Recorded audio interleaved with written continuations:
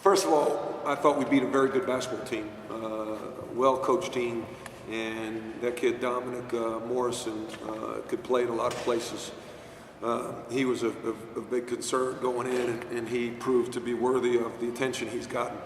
The neat thing for us, I don't think we shot well. I don't think we handled the ball particularly well. Pop was not 100%, and yet we still won and gutted it out against a good team. Really proud of our guys.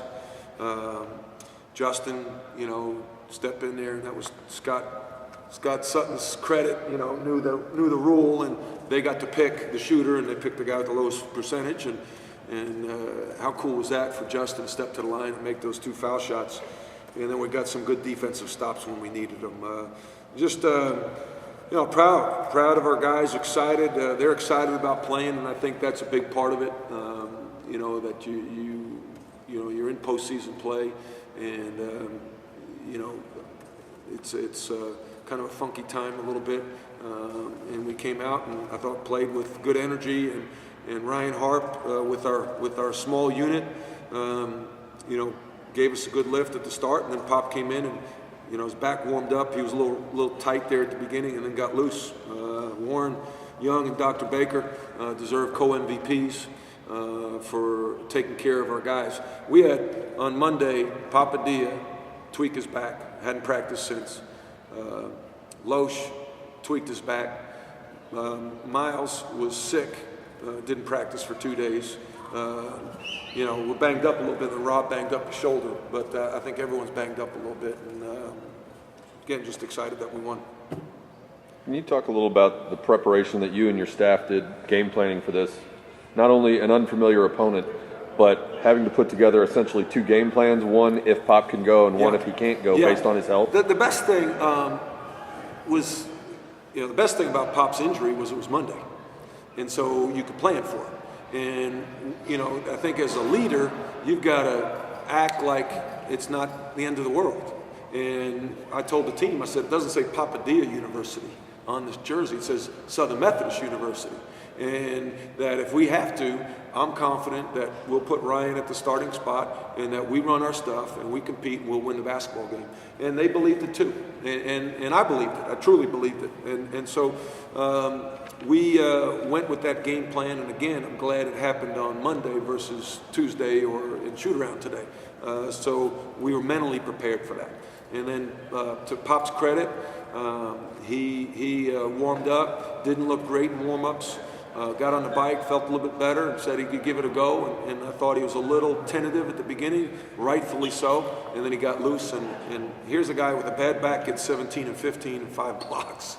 It's pretty impressive. How much did you think you'd be able to get out of him tonight? My mindset had to be that I wasn't getting anything out of him. I mean, I had in the pregame talk, it was like, okay, we'll figure it out. But right now, I'm planning on Ryan starting. And then when I went out, we have to put the starters in with 10 minutes. So at 14 minutes, I was out on the floor, and I don't usually go out on the floor. And I asked Pop to throw the ball off the backboard 2 times and try to dunk it, and he missed it both.